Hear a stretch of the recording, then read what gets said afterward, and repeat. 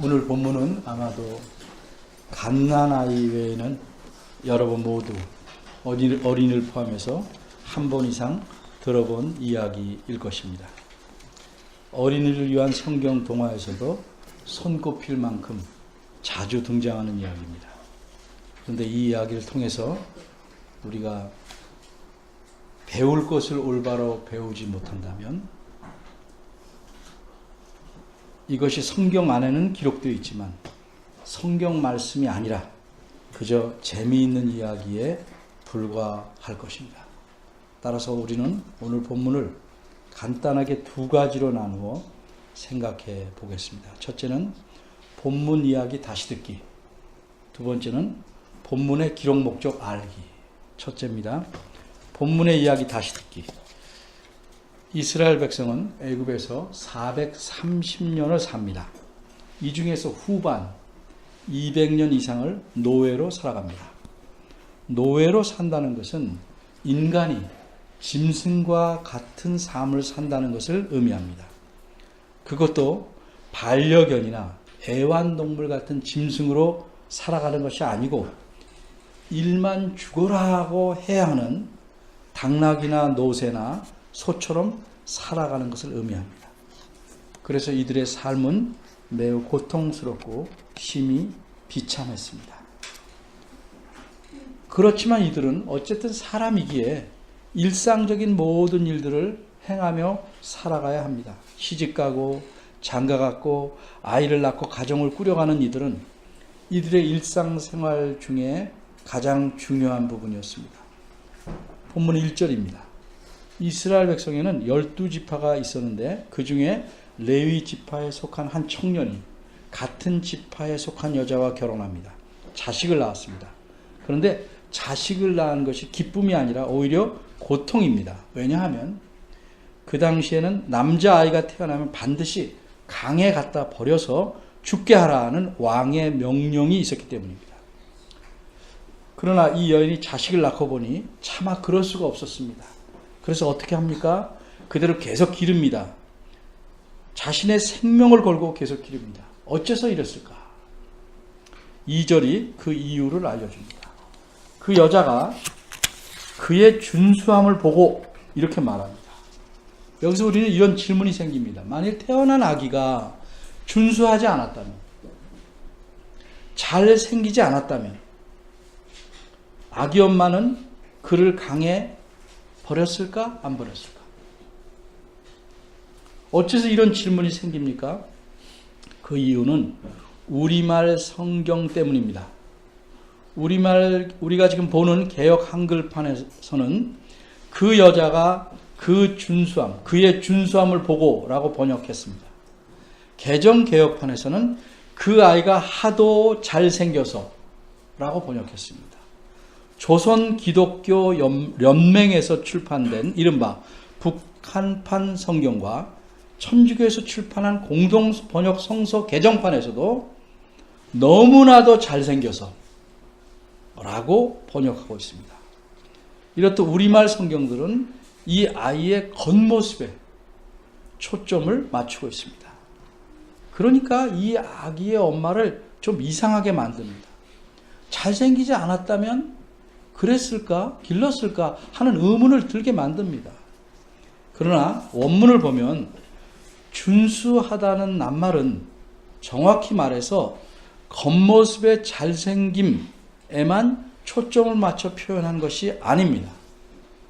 이것은 창세기 1장에서 하나님께서 세상 만물을 지으시고 보시기에 좋았다라고 했는데 이 좋았다, 좋다라는 낱말과 똑같은 겁니다. 고슴도치도 제 새끼가 예쁘다라는 속담에서처럼 엄마의 눈에 이 아기는 좋았습니다. 단지 잘생겼기 때문만에 좋은 것은 아닙니다.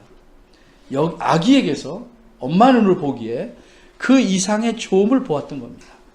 그래서 엄마는 자신의 생명을 걸고 자식을 숨겨서 기르는 모험을 시작하게 됩니다. 제가 생각한 원문을 풀이하는 것이 과연 맞는가? 신약 성경에서는 엄마가 이 아기를 숨겨서 기른 이유를 이렇게 설명합니다. 먼저 히브리서 11장 23절은 믿음으로 모세가 태어났을 때 그 부모가 아름다운 아이임을 보고 석 달 동안 숨겨 임금의 명령을 무서워 아니하였으며, 이 말씀을 보면 이 아기는 아름다운 아이임은 분명합니다. 그런데 이것이 단순히 잘생겼다는 의미만을 뜻하는 것이 아니다 하는 사실을 알려주기 위해서 사도행전 7장 20절에서는 이렇게 말씀합니다. 그때 모세가 낳는데 하나님의 보시기에 아름다운지라. 우리가 잘 아는 바대로 하나님께서는 사람의 외모를 보고 그 사람을 판단하지 않습니다. 따라서 하나님의 보시기에 아름답다는 말은 외모가 초점이 아니라는 뜻입니다. 그래서 제가 말하고자 하는 핵심은 무엇이냐 하면, 모세는 잘생기지 못했다 하는 게 아니고 준수하다는 말의 뜻을 모세의 겉모습에만 제한해서 생각하면 안 된다는 뜻입니다. 하나님을 섬기는 부모로서 자기가 난 자식을 보니 하나님과 하나님의 백성을 위해 무엇인가 할 만한 인물이 될 수 있다는 것을 감지했을 수도 있다는 거죠. 어쨌든 그만큼 소중한 아이임을 알았기에 아이를 석 달 동안 숨깁니다. 이렇게 숨긴 것이 히브리서 11장 23절에서 말씀하듯이 믿음으로 한 것입니다. 그러나 사람이 믿음으로 행한다 할지라도 숨기는 일에는 한계가 있습니다. 석 달이 지나니까 더 이상 숨길 수가 없었습니다. 그래서 결정을 내려야 합니다. 이야기에는 기승전결이 있습니다. 이야기가 시작되면 갈등이나 긴장이 생기고 그 갈등이나 긴장이 더 높아져서 절정에 이르고 마침내 결론에 이른 이것을 기승전결이라고 합니다. 성경의 내용도 이야기식으로 기록된 부분은 모두 다 이렇게 기승전결로 진행이 됩니다. 오늘 본문에서 기승전결의 기에 해당하는 부분은 1절과 2절입니다. 이제 이 이야기는 엄마가 이 아기를 어떻게 해야 될까? 이 아기를 버려야 하는 위기에 이릅니다. 이 부분이 기승전결의 승에 해당하는 3절과 4절입니다. 엄마는 정말 찢어지는 마음으로 아기를 강에 버리기로 합니다. 근데 그냥 버리지는 않고 믿음으로, 즉 하나님의 도우심을 바라는 마음으로 갈대 상자를 만들어서 그 안에 담아 버립니다. 갈대라는 것은 강가에 나는 풀로서 옛날에는 종이를 만들고 배까지도 이집트에서는 만들던 그런 풀입니다. 이 아기 엄마는 상자를 만들고 물이 그 안으로 스며들어오지 못하게 하려고 오늘날 아스팔트로 쓰이는 역청과 송진 같은 나무 진액을 상자의 바깥에 또 혹은 안에도 꼼꼼하게 칠합니다. 아이를 상자에 담아 하숫가, 여기서 말하는 하수는 항상 나일강입니다. 나일강의 갈대들 사이에 놓아둡니다. 그리고 그 누이는 이 아기가 어떻게 되는지를 보려고 멀리서 보고 있습니다. 기승전결의 전에 해당하는 부분이 5절에서 7절입니다. 마침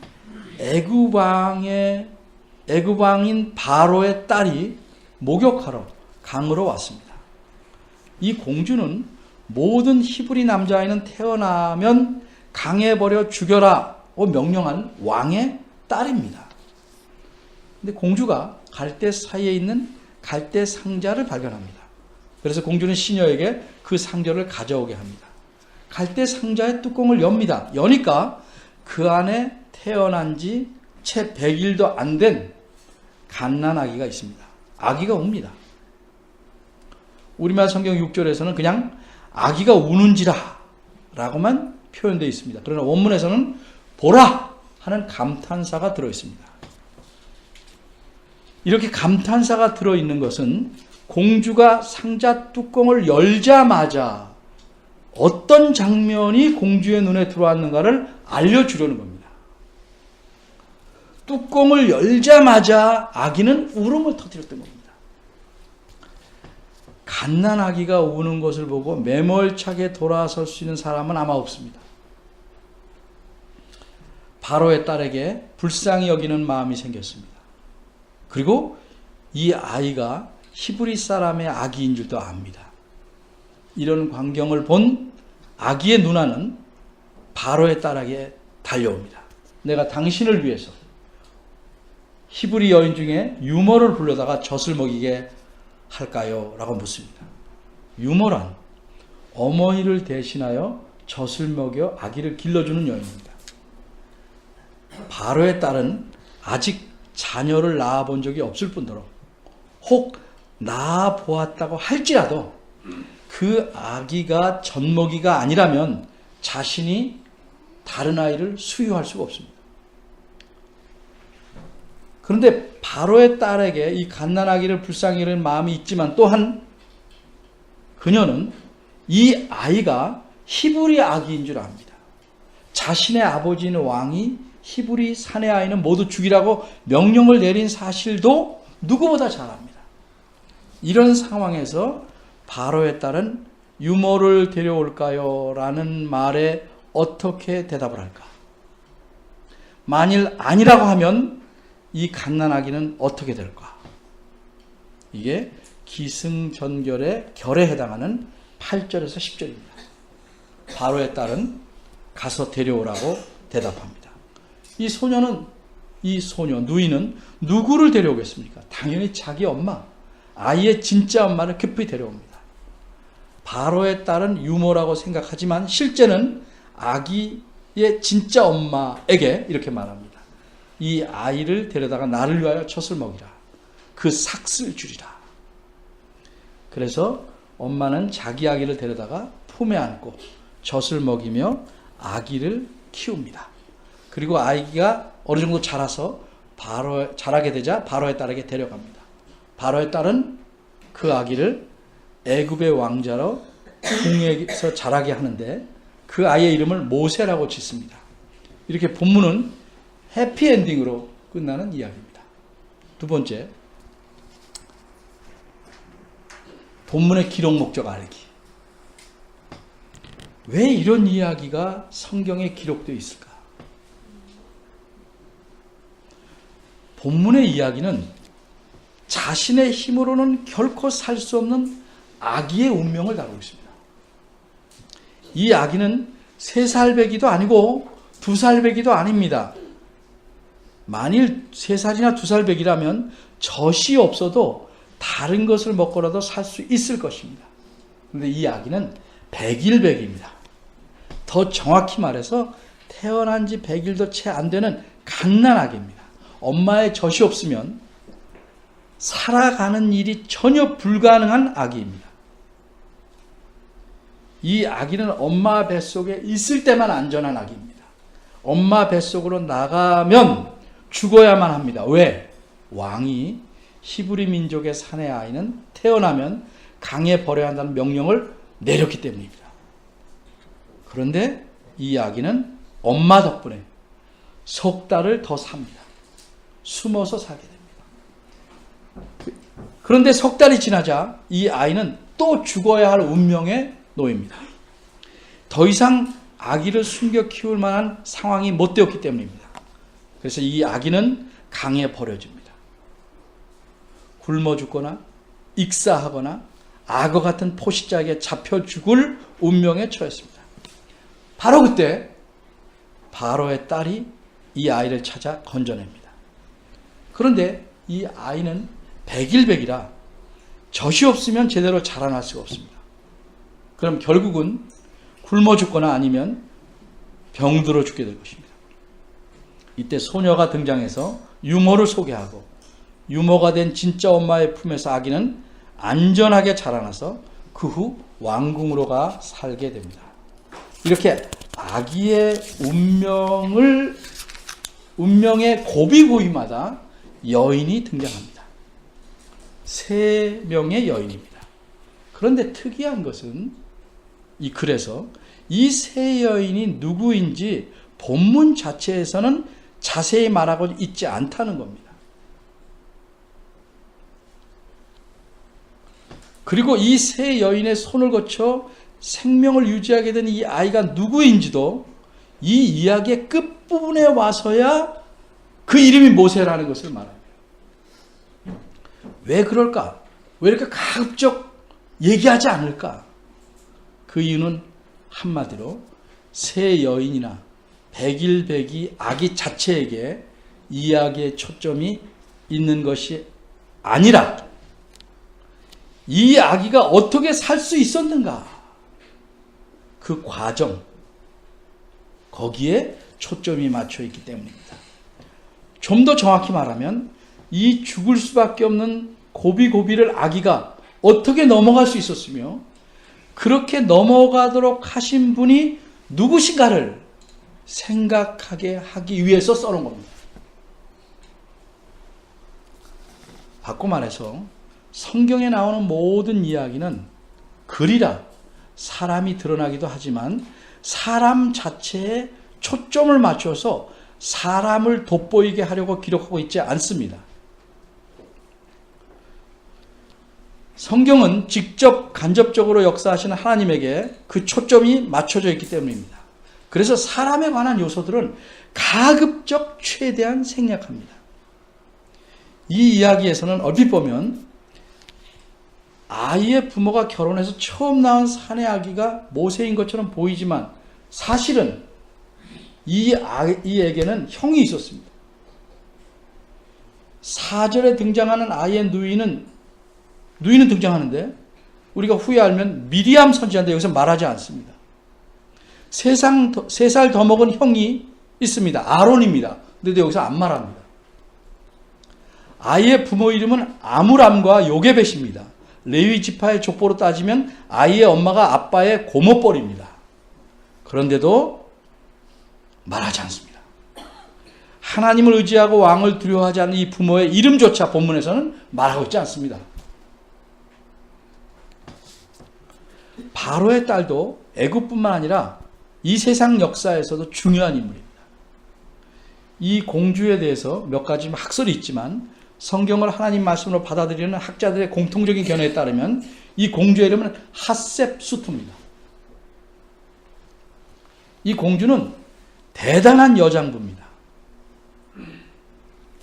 애굽에서는 여자는 왕이 될 수 없는데도 자기가 왕처럼 권력을 행사하려고 자기의 이복 오빠와 결혼해서 실제적인 왕권을 행사합니다.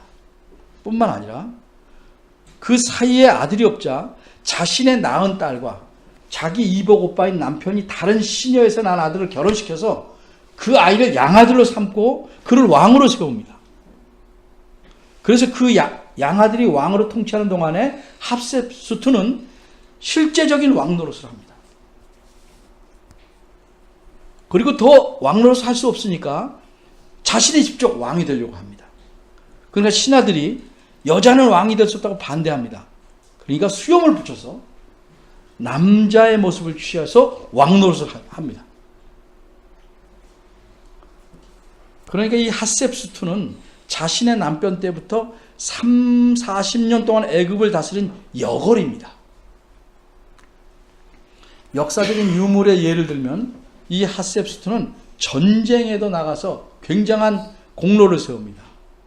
승전비를 세우는데, 싸움에 이긴 비를 세우는데 높이가 30m나 되고 그 무게는 무려 317톤이나 되는 탑을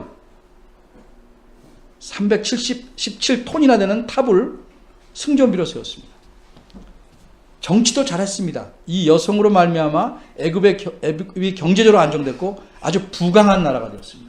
이렇게 위대한, 역사에서 위대한 공주인데도 본문에서는 바로의 딸이다 말할 뿐 더 이상 설명하지 않습니다. 왜 그럴까요? 이것은 기록자가 모세인데 얘기하지 않습니다. 기록자가 의도적으로 사람을 강조하지 않으려는 목적을 갖고 썼기 때문에 그렇습니다. 이 외에도 우리가 알고 싶은 많은 것들이 본문의 이야기는 나오지 않습니다. 여러분이 신문기자라면 다 썼을 것들, 여기서 전혀 않습니다. 예를 들면 어째서 석 달을 지나니 숨길 수 없었는지, 아기를 나일강에 버릴 때 부모의 심정이 어떠했는지, 누이가 따라갔는데 부모가 시켜서 따라갔는지, 아니면 홀로 갔는지, 또 공주가 나와서 목욕할 만한 장소를 미리 사전에 답사했는지, 공주의 눈에 띄게 상자를 놓아둔 건지, 어떻게 공주는 한눈에 이 아이가 히브리 아이인 줄 알았는지, 누이가 자기 어머니를 데려오는 동안 시간이 얼마나 걸렸는지, 이런 것 따위 전혀 말하고 있지 않습니다. 영화를 만들려면 얘기하죠. 성경에서 말하지 않습니다. 핵심만, 말하려고 하는 핵심만 간단하고 분명하게 전개하고 있습니다. 심지어는 이 본문 안에는 하나님이란 말도 나타나지 않습니다.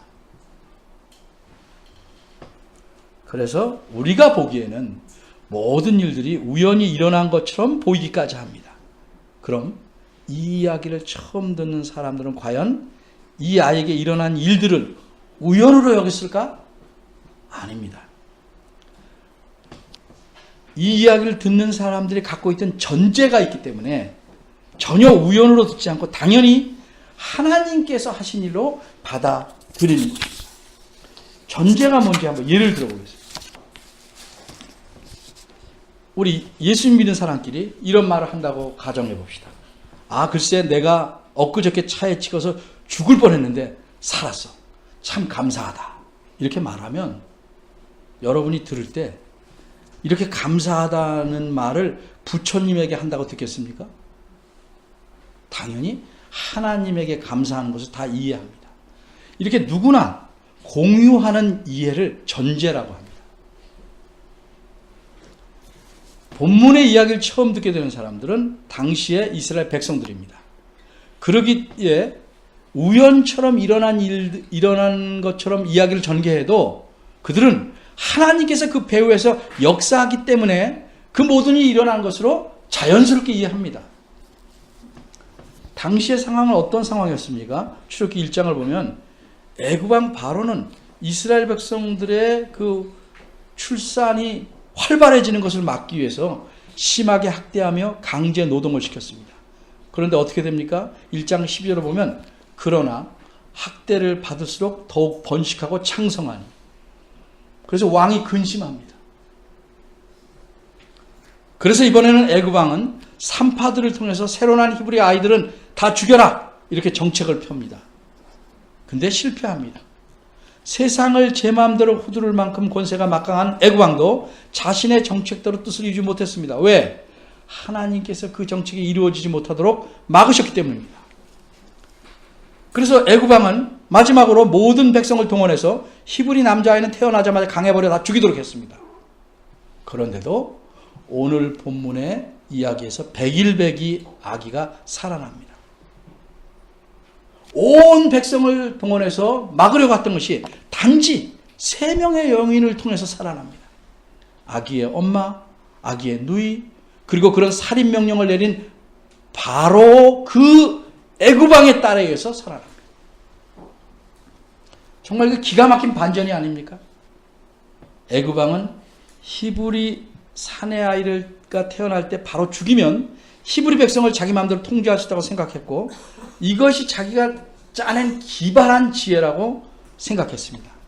그런데 하나님의 지혜는 더욱 뛰어나서 애굽 왕처럼 백성 전체를 동원하지 않고 무력을 동원하지 않고 단지 3명의 여인만을 통해서 아기를 살리시고, 더구나 그렇게 명령을 내린 왕의 왕궁에서 자라나게 하십니다. 하나님이 이렇게 일하십니다. 근데 하나님께서 이렇게 일하신다고 사람이 감나무 아래 누워서 입만 벌리고 있어서는 안 됩니다. 사람이 해야 할 일은 해야 합니다. 근데 사람이 하는 일에는 한계가 있습니다. 왜? 사람의 지혜와 능력에는 역시 한계가 있기 때문입니다. 이 아이의 엄마는 자기가 처한 상황에서 최선을 다해 노력했습니다만 얼마가 한계입니까? 석 달이 한계였습니다. 여인은 왕을 두려워하지 않고 아기를 버리지 않고 감춰 키웠지만 결국은 석 달이 지나자 나일강에 갖다 놔야 합니다. 이 아기의 운명은 이제 엄마, 이 여인의 손을 떠났습니다. 이 여인이 할 수 있는 일은 뭡니까? 그 일이 어떻게 되는가를 그냥 바라만 보는 것 뿐입니다. 마침 그때 또 한 여인이 등장합니다. 근데 이 여인은 평범한 여인이 아니고 애굽 왕의 공주입니다. 이 왕이 아기를 죽이라고 한 왕의 딸이 이 버려진 아기를, 히브리 아이를 살립니다. 마침 목욕하러 나온 타이밍도 절묘하고 이 아기를 구출하는 이 여인의 자격도 매우 완전했습니다. 그래서 이 여인은 아기의 가장 안전한 피난처로 등장한 것입니다. 그리고 또 한 여인이 등장합니다. 바로 소녀인, 아기의 누이입니다. 노예로 종살이하던 어린아이가 지혜와 용기로서 감히 공주에게 다가가서 제가 유모를 구해올 거라는 말을 합니다. 얼마나 놀라운 일입니까? 그리고 아기의 친어머니를 데려갑니다. 아기의 엄마는 자신이 버린 아이를 다시 자기 품에 안아 키울 수 있게 됩니다. 젖을 먹이고 자기 젖을 먹이고 삭까지 받는 놀라운 일들이 생깁니다. 사람이 상상할 수 없는 일이죠. 더군다나 이 공주는 아기 이름을 뭐라고 짓습니까? 모세라고 합니다. 근데 이 이름이 우연이라고 보기에는 참 기가 막히게 일치합니다. 뭐가 일치합니까? 이 모세라는 이름이 발음상 이 왕의, 이 공주의 가문의 아들로서 알맞는 이름입니다. 왜냐하면 그 왕가의 이름에는 다 모세가 붙어 있습니다. 투투모세. 투투모세 1세, 투투모세 2세, 투투모세 3세. 투투모세의 모세는 발음이 똑같습니다. 물론 성경이 말하는 의미는 조금 다릅니다. 이 공주는 내가 건져놨다는 의미에서 모세라고 지었지만 우리가 성경적 입장에서 볼 때 엄밀히 누가 건져냈습니까? 하나님께서 이 공주를 통해서 건져내신 겁니다. 근데 공주가 모세라고 이름을 지은 사실을 10절에서 언급한 이유는 뭡니까? 모세라는 이름에 포함되어 있는 성경적인 의미를 알려주려는 겁니다. 여기서 건져냈다는 것은 끌어냈다는 겁니다. 그럼 왜 모세라는 이름 말했을까? 성경에서 이름은 종종 하나님께서 장차 하실 일을 그 이름 속에 담아놓습니다. 모세 이름 속에 담아놓은 겁니다. 왜 아브라함을 아브라함이라고 고쳐주셨습니까? 하나님이 하실 일을 그 이름 안에 담아놓은 겁니다. 하나님께서 모세를 통하여 애굽에서 종살이하는 이스라엘 백성을 애굽에서 끌어내시려고 모세를 살리신 겁니다. 이처럼 하나님께서는 자신이 택하신 자를 절망적인 상황, 사방이 막힌 상황, 죽음의 상황에서도 자기 뜻을 이루시려고 건져내십니다. 이것이 하나님의 능력입니다. 이것이 하나님의 지혜입니다. 하나님께서는 천사나 놀라운 기적을 통해서 일하시기도 하지만 이렇게 평범하게 세 여인이 일하는 타이밍을 통해서도 그 여인들의 크지 않은 힘을 통해서도 역사하십니다. 이렇게 하나님께서 자신의 뜻을 이루기 위해서 일해 나가시는 것을 우리는 뭐라고 말합니까? 이걸 하나님의 섭리라고 말합니다. 사람들은 하늘이 무너져도 솟아날 구멍이 있다, 이런 속담을 말하고 삽니다. 아무리 어려운 상황이라도 빠져나갈 길이 있다고 생각하기 때문입니다. 그런데 그렇게 말하는 사람들은 그 빠져나갈 구멍이 어떻게 생긴다고 생각합니까? 재수가 좋거나 우연이라고 생각합니다. 그런데 그런 재수나 우연은 없습니다.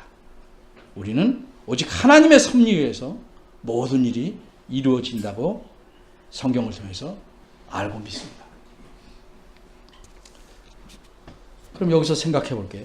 왜 하나님은 모세를 죽을 운명에서 건져내셨는가? 그 이유는 무엇인가? 그것은 한마디로 하나님께서 아브라함에게 창세기 15장 14절에서 약속하신 말씀 때문입니다. 하나님께서 이스라엘 백성을, 아브라함의 후손 이스라엘 백성을 종살이 하는 데서 이끌어내시겠다, 이렇게 약속했습니다. 그래서 그들을 이끌어낼 구원자인 모세를 살려내신 겁니다. 그런데 하나님께서 생각하시는 구원이라는 것은 그저 단지 이스라엘 백성을 애굽에서 끌어내신 것으로 다 끝나는 게 아닙니다. 왜? 하나님 백성이라는 건 모세 시대만 있는 것이 아니고 계속 존재하는 까닭입니다. 그리고 하나님의 백성이라는 게 과거 이스라엘 백성처럼 다른 나라에서 노예로 살고 있는 것만은 아닙니다. 그렇게 안 살 수도 있습니다. 따라서 애굽에서 이스라엘 백성을 이끌어내는 일은 하나님께서 생각하는 구원이 무엇인지를 보여주는 작은 본보기일 뿐입니다. 하나님의 구원이라는 건 기본적으로 더 근본적이고 본질적인 노예 생활, 종살이에서 사람을 벗어나게 하는 것입니다. 그래서 그를 하나님의 자녀로서 하나님과 더불어 정말 행복하게 자유롭게 살아가게 하는 것, 이게 하나님이 생각하는 구원입니다. 그럼 이런 구원을 위해서 하나님은 어떻게 하셨습니까? 하나님은 사람이 태어나자마자 사탄과 죄의 쇠사슬에 빠져 종살이하는 데서 그 사람을 건져내시려고, 구원하시려고 자신의 아들 예수 그리스도를 이 땅에 보내셨습니다. 근데 사탄은 역시 지혜롭습니다. 하나님의 이런 계획을 미리 알고 아기 예수님을 죽이려고 합니다. 헤롯 왕을 통해서 죽이려고 했습니다. 죽었습니까? 하나님께서 주의 천사들을 통해서 미리 피하게 하셨습니다. 근데 사탄이 한번 실패했다고 노력을 포기할까요? 사탄은 집요합니다. 예수님이 세상의 구원자이심을 알기에 예수님을 어떻게든지 망가뜨리려고 노력합니다. 이번엔 직접 예수님에게 나타나서 광야에서 유혹합니다. 그런데 실패합니다. 이번에는 예수님 죽게 하기 위해서 죽게 해서 하나님의 구원 계획을 무너뜨리려고 예수님의 측근 제자 중 한 명을 이용합니다. 가룟 유다입니다. 그래서 사탄은 결국 성공합니다. 예수님을 죽이는 데 성공합니다. 예수님을 십자가에 못 박혀 죽게 했습니다. 이렇게 됨으로써 하나님이 계획하신 구원은 무너진 것처럼 보였습니다. 표면상으로는. 근데 실상은 그렇게 됨으로써 하나님의 구원 계획이 이루어졌습니다. 하나님께서 예수님을 죽이심으로써 죄 가운데 그 죄를 용서하시고 다시 살리심으로써 의롭게 하시는 구원의 계획을 성취하셨기 때문입니다. 근데 우리가 여기서 생각해야 될 것 중요한 것이 하나 더 있습니다. 하나님께서 모세를 죽을 운명에서 살리셨고 예수님도 죽은 자 가운데서 살리셨는데 하나님께서 그렇게 하시는 것은 그런 특별한 일을 맡긴 분에게만 그렇게 하시는 것인가? 그렇다면 우리하고는 무슨 관계가 있는가? 하나님이 과연 그렇게 하는가? 아닙니다. 왜 모세와 예수 그리스도를 살리셨습니까? 단지 그 개인만을 위한 것이 아니고 하나님 백성 전체를 위해서 그렇게 하신 겁니다. 그러기에 모든 사람들, 특별히 하나님을 믿는 사람들은 하나님의 특별한 섭리 가운데 이 세상에 태어나는 것이고 이 세상에서 살아가는 것입니다. 하나님의 백성, 하나님의 자녀는 하나님에게 매우 소중한 존재들입니다. 왜? 하나님께서 자기 독생자이신 그리스도를 죽이시면서까지 우리를 건져낼 만큼 소중한 존재들입니다. 사람이 보기엔 어떠하든지 또 우리가 서로 다 다를지라도 우리 한 사람 한 사람은 하나님에게 매우 특별하고 소중한 존재입니다. 세상에서는 눈에 보이는 여러 요소로서 스펙으로 여러 가지로 사람의 가치를 따지지만 그리스도 안에 있는 하나님의 자녀들은 하나님께서 그리스도의 피값으로 살려낸 자들이기 때문에 하나님에게는 가장 소중한 자들입니다. 그러기에 이렇게 소중한 우리를 하나님은 특별한 사랑과 섭리로서 다스리며 인도해 가십니다. 이게 하나님의 약속입니다. 이런 사실을 잘 아는 바울은 로마서에서 이렇게 말합니다. 자기 아들을 아끼지 아니하시고 우리 모든 사람을 위하여 내어주신 하나님께서 어찌 그 아들과 함께 모든 것을 우리에게 은사로 주시지 않겠느냐. 하나님이 우리를 위하시는데 누가 우리를 대적하겠느냐. 누가 우리를 그리스도의 사랑에서 끊겠는가. 환난이냐 권고냐 핍박이냐 기근이냐 적신이냐 벌거벗음이냐 위험이냐 칼이냐. 우리가 도살할 양처럼 고통과 위험 속에 산다고 할지라도 이 모든 일에 우리를 사랑하신 이로 말미암아 우리가 넉넉히 이긴다.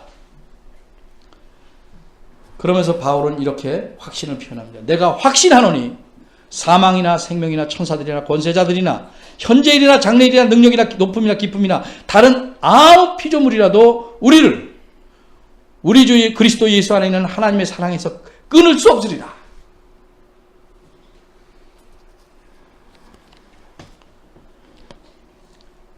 이런 하나님의 크고 강력한 사랑을 받고 사는 자들이 바로 여러분과 저입니다. 여러분이 다른 사람들에게 사랑을 못 받는다, 제대로 대접을 못 받는다, 부대접을 받는다 할지라도 하나님은 여러분을 소중하게 사랑하십니다. 여러분의 삶이 스스로 볼 때는 무가치하고 참으로 볼품이 없어 보인다 할지라도 여러분 자신과 여러분의 삶의 모든 순간이 하나님 앞에서 소중합니다. 그런데 이런 하나님의 진한 사랑을 모르니까 우리는 자꾸 자신을 낮추는 겁니다. 심지어 살아갈 소망이 없다고 말하는 사람도 있습니다. 믿는 자가 힘없이 사는 큰 이유는 뭔가?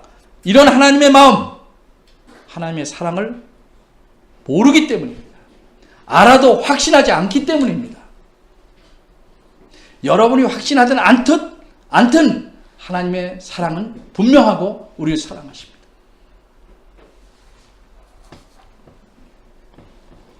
여러분, 자신이 지나온 삶을 찬찬히 돌이켜보십시오. 내 삶의 고비에 그 고비마다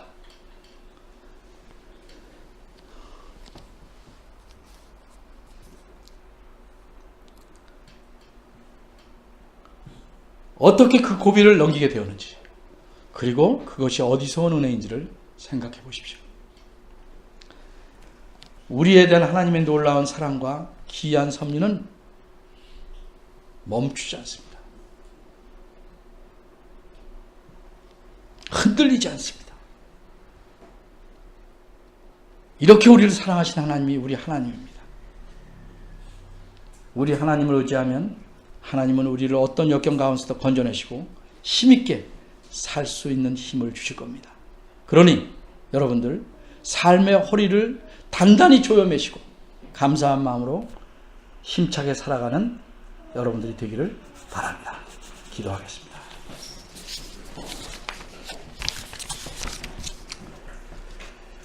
하나님, 은혜와 사랑이 풍성하신 하나님, 주의 말씀을 대할 때마다 이런 하나님을 만나게 하시고 보이시지 않는 하나님이지만 더욱 진하게 우리의 믿음의 눈으로 보도록 도와주옵소서. 세상이 무너진다 하도, 산들과 바다가 우리를 덮친다 하도 하나님의 사랑에서 우리가 끊어지지 않음을 기억하게 하시고 하나님 안에서 살아감을 감사하고 더욱 하나님을 기쁘시게 하는 삶을 사는 저희들 되게 하시옵소서. 세상의 손길과 뭐라 하는 말에 그다지 신경 쓰지 않게 하시고 오직 하나님 말씀에 온 귀를 기울이고 힘있게 살아가는 저희들 되기를 바라오니 이끌어 주옵소서. 예수님의 이름으로 기도합니다.